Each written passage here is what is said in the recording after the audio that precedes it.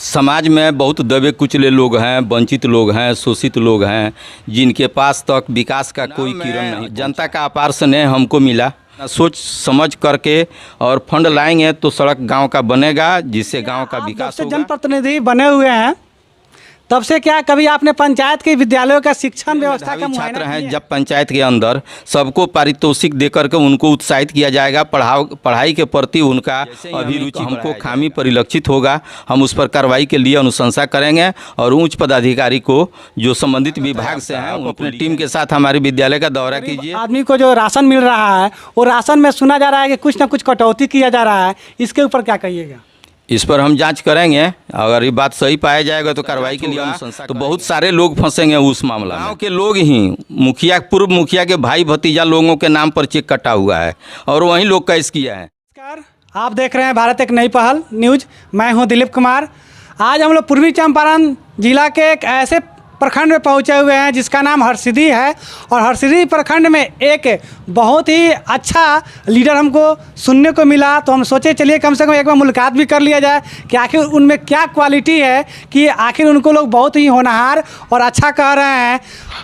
आप समझ रहे होंगे कि हम किस पंचायत में बैठे हुए हैं और नहीं जानते हैं तो आपको हम बता रहे हैं कि हम जगहपगड़ पंचायत में बैठे हुए हैं और जगहपगड़ पंचायत के माननीय मुखिया श्रीमती शांति देवी के पति जो समाज सेवी हैं वो हमारे साथ मौजूद हैं। आइए हम उनसे कुछ चर्चा करते हैं कि आखिर उन्होंने अपने पत्नी को इस पंचायत के चुनाव में क्यों उतारा, क्या उद्देश्य था। समाज सेवा करने का बहुत सा जरिया भी होता है, लेकिन आखिर पॉलिटिक्स से क्यों चुने।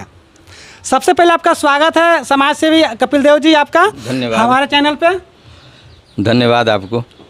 सर मेरा फर्स्ट आपसे क्वेश्चन रहेगा क्या कि आप अभी वर्तमान में समाज सेवी हैं प्लस मुखिया पति हैं, ठीक है? तो यानी आप इस पंचायत का प्रतिनिधित्व तो आप ही कर रहे हैं। जब पंचायत का प्रतिनिधित्व कर रहे हैं तो इस पॉलिटिक्स में आने का उद्देश्य क्या था, इसके बारे में कुछ पहले बताइए। देखिए, अभी समाज में बहुत दबे कुचले लोग हैं, वंचित लोग हैं, शोषित लोग हैं, जिनके पास तक विकास का कोई किरण नहीं पहुंचा है। हम इसमें इसलिए आए हैं कि अपने समाज के जो दबे कुचले लोग हैं, शोषित लोग हैं, मतलब उतना आगे नहीं हैं, उन लोगों के मदद करने के लिए हम इस में राजनीति में आए हैं। शुरू से ही हम राजनीति में हैं, पढ़ाई के पीरियड से ही, यानी छात्र टाइम से ही आप न तो राजनीति में हैं। यानी आपका जो राजनीति का जो कीड़ा है, राजनीति का जो भी जुनून कहा जाए, वो बचपन से ही दिख रहा है। चलिए बहुत बढ़िया। अच्छा, आप इस चुनाव में जो जीते हुए हैं तो चुनाव जीतने के बाद अभी तक कुछ विकास का कोई कार्य किए हैं कि नहीं किए हैं? किया है। चुनाव में जनता का अपार स्नेह हमको मिला। जनता सोचा कि ये इंजीनियर हैं, इनको एक बार चुनाव जिता करके देखा जाए कि क्या काम करते हैं। जहाँ तक विकास की बात है, हर क्षेत्र में हम विकास करना चाहते हैं।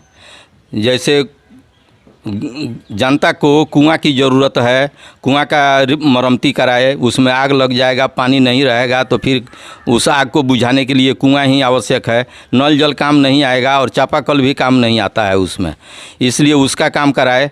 और नहर में पानी दूर तक ले जाने के लिए नहर के बेड का सफाई कराए। तालाब में पानी रहे इसके लिए तालाब के बेड का सफाई कराए।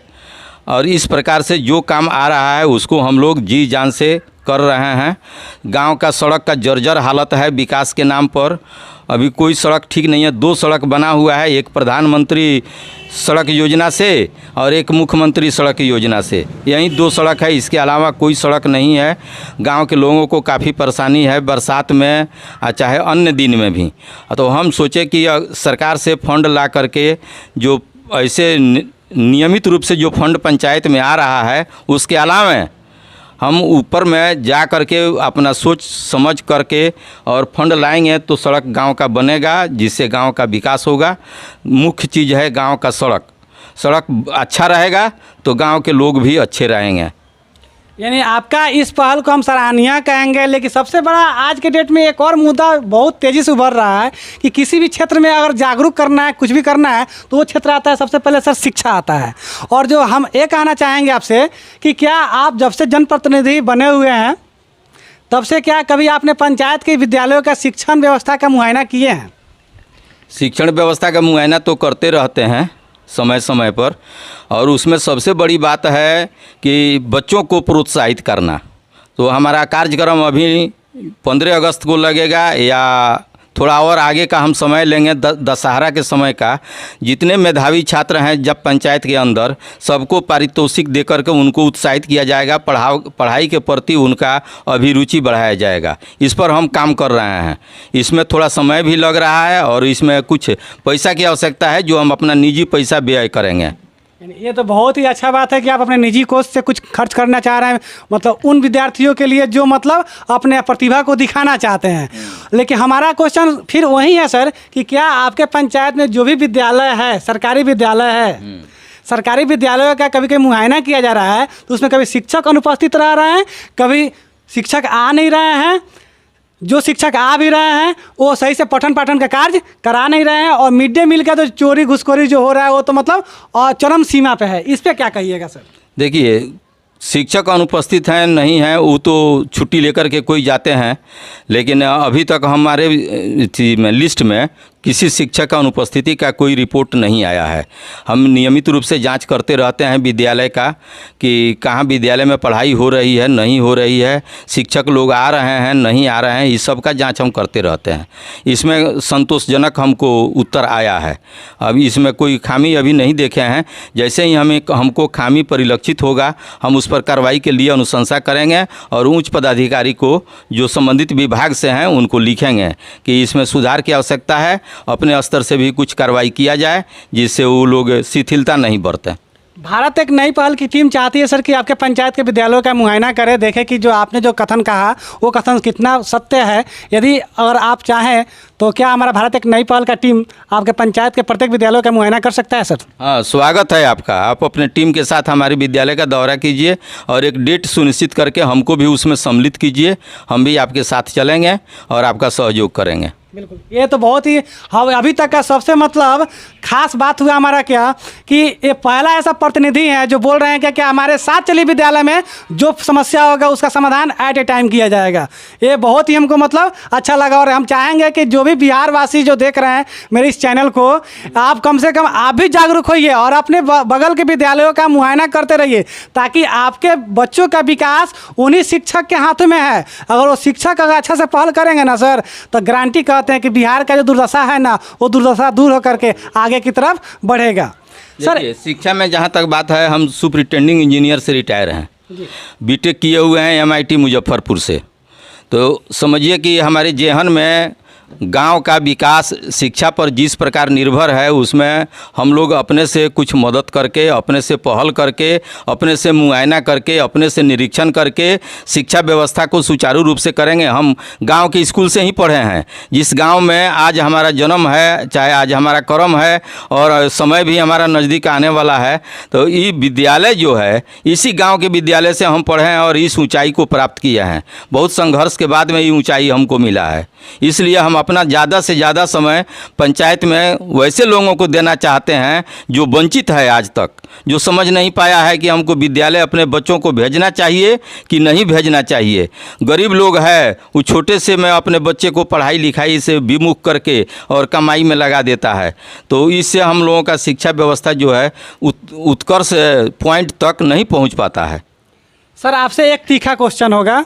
आपके पंचायत में जन वितरण जो प्रणाली है उसके तहत बहुत से मतलब गरीब आदमी को जो राशन मिल रहा है, वो राशन में सुना जा रहा है कि कुछ ना कुछ कटौती किया जा रहा है। इसके ऊपर क्या कहिएगा?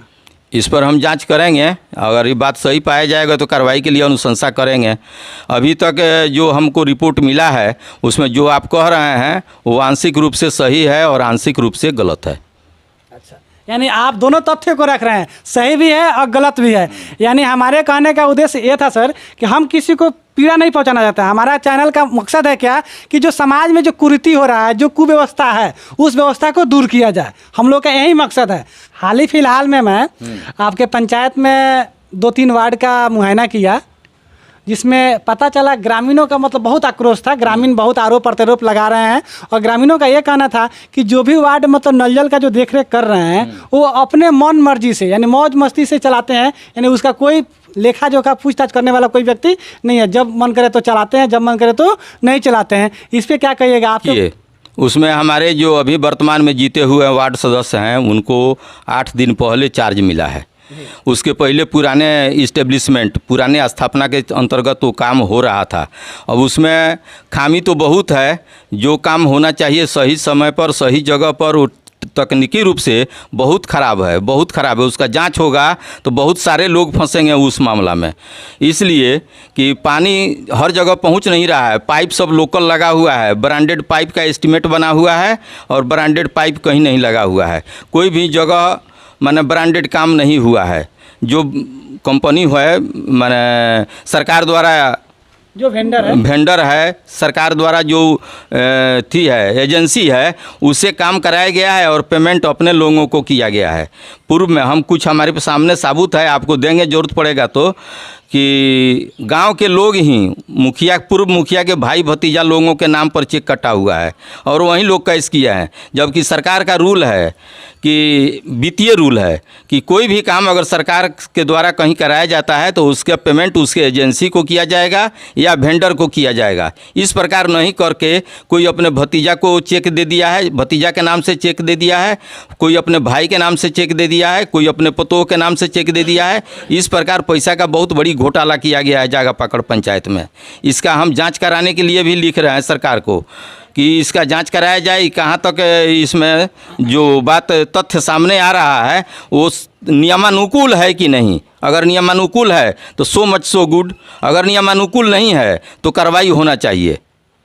अच्छा, एक चीज़ और, अभी के टाइम में स्वास्थ्य के ऊपर बहुत सा मतलब चर्चा हो रहा है। सर, आपके पंचायत में क्या प्राथमिक चिकित्सा केंद्र है कि नहीं? हाँ है, प्राथमिक स्वास्थ्य केंद्र है 11 नंबर वार्ड में। सुचारू रूप से सर चालू है? नहीं, हम तो प्रभारी डॉक्टर साहिबा से अथी हैं, लेडीज हैं डॉक्टर, उनसे हम रिक्वेस्ट किए हुए हैं कि आप कम से कम माने सप्ताह में 3 दिन के लिए कोई एनएम को दीजिए कि यहाँ पर सेवा ग्रामीणों का हो सके, दवा समय पर मिल सके, जो गांव के स्तर पर छोटी छोटी दवा है उसका वितरण हो सके और प्राथमिक जांच, प्राथमिक चिकित्सा मुहैया कराया जा सके जनता को। तो उन्होंने हमको आश्वासन दिया है कि सर 1-2 महीना में हम दे देते हैं आपके यहाँ जागा पकड़ में। 1-2 महीना में, यानी उसके पहले नहीं दे सकते हैं ना? उनको बहुत बड़ा समस्या है। उनको भी समस्या है कि प्रॉपर मात्रा में, प्रॉपर जितना होना चाहिए स्टाफ उतना स्टाफ नहीं है। उनका भी यही कहना है, जितना स्टाफ होना चाहिए उतना स्टाफ नहीं है, कहीं से हमको हटाना पड़ेगा तब तो जागा पकड़ में ऐड करना पड़ेगा। सर, आपके पंचायत में बहुत से ग्रामीणों का कुछ वृद्धा पेंशन भी मिल रहा होगा, कुछ लोग का नहीं मिला होगा। यदि हमारे चैनल के माध्यम से सर आप अपने पंचायत वासियों को क्या संदेश देना चाहिएगा? हम देना चाहेंगे कि सब लोग वृद्धा पेंशन के लिए अपना ऑनलाइन अप्लाई करें। जहाँ तक होगा, यहाँ से लेकर के ब्लॉक तक जो अथॉरिटी हैं जो पास करते हैं वृद्धा पेंशन, वहाँ तक हम लोग पैरवी करके, अप्रोच करके, बैठ करके ये काम कराएंगे जनता के हित में। स्वच्छता अभियान के तहत एक सबसे बड़ा क्या मुद्दा आता है सर कि शौचालय। और शौचालय जहाँ भी जाइएगा सर, बहुत जगह तो ग्रामीण ये भी कहते हैं शौचालय मुखिया जी खा गए, शौचालय मुखिया जी खा गए। अब आपके पंचायत में सर शौचालय का क्या स्थिति है, इस पर कुछ कहिएगा सर। हाँ, शौचालय कहीं नहीं है, माने सामूहिक शौचालय एक बना है तो गांव से 1 किलोमीटर दूर बना है, वहाँ तक ग्रामीण लोग पहुँच नहीं पाएंगे। उसको बनाने से कोई लाभ नहीं हुआ ग्रामीणों को। वो गांव के अंदर बनना चाहिए सामूहिक शौचालय, जिससे कि गांव के अधिक से अधिक लोग उससे फ़ायदा उठा सकें, उसका लाभ ले सकें। अब हमारे जेहन में यह बात है कि सबसे पहले जहाँ जहाँ अनुसूचित जाति का बस्ती है और वहाँ पर अगर कोई सरकारी ज़मीन है तो वहाँ हम सामूहिक शौचालय बनाएंगे। जैसे ही उसके संबंध में स्वच्छता अभियान के अंतर्गत पैसा हमको मिलेगा, हम वहीं काम करेंगे पहले। बहुत बहुत धन्यवाद आपका कपिल देव जी। मैं चाहूँगा कि आपका सोच इसी प्रकार से रहे ताकि समाज के हित में आप काम कर पाएँ। यदि आप मेरे फेसबुक पेज से जुड़े रहना चाहते हैं तो आप जाकर वहाँ फॉलो करिए, लाइक करिए, शेयर करिए, साथ ही इस चैनल को सब्सक्राइब करिए ताकि आपको मेरा द्वारा जो भी मतलब बताया गया जागरूकता अभियान होगा उस अभियान के तहत आपको नोटिफिकेशन के माध्यम से मिलता रहेगा। धन्यवाद। जय हिंद, जय भारत, जय बिहार।